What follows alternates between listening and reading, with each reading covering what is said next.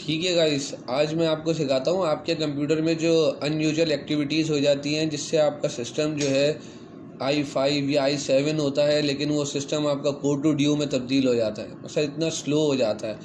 तो इन सब की बहुत छोटी सी सेटिंग्स हैं। अगर एक दफ़ा आप इनको ध्यान से देख लेंगे, आपने विंडो आर दबाया, एक सबसे पहले सेटिंग आती है प्रीफेच, लिखना होता है PREFETCH।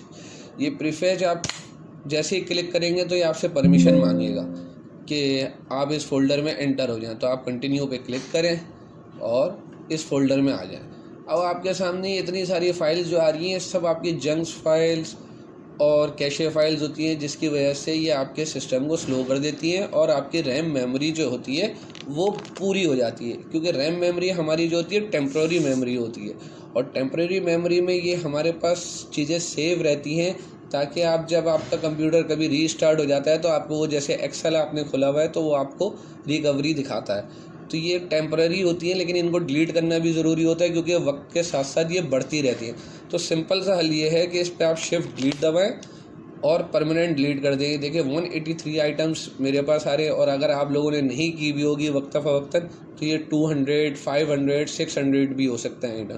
तो इसको आपने डिलीट करा, ये एम्प्टी हो गया फोल्डर, इसको क्लोज किया। नेक्स्ट सेटिंग आपकी ये है टेम्प्रेरी फाइल्स, ये आती है TEMP के नाम से। वही विंडो आर दबाया, वहाँ TEMP लिखा, हिट एंटर किया आपने। यहाँ मैं ऑलरेडी डिलीट कर चुका होता हूँ, तो यहाँ मेरे पास 3 फाइलें ही दिख रही हैं, तो इन सबको सिलेक्ट किया, शिफ्ट डिलीट किया और डिलीट मार दिया। अब आप अपने सिस्टम की परफॉर्मेंस देखिएगा, जैसे आपने न्यू विंडो डाली है वैसे ही आपकी हमेशा की तरह विंडो ओके हो जाएगी। तो ये आपसे एक छोटी सी ट्रिक शेयर करनी थी, और इसके अलावा आपको कुछ पूछना हो तो मुझे कमेंट करें, लाइक करें, सब्सक्राइब करें, शेयर करें।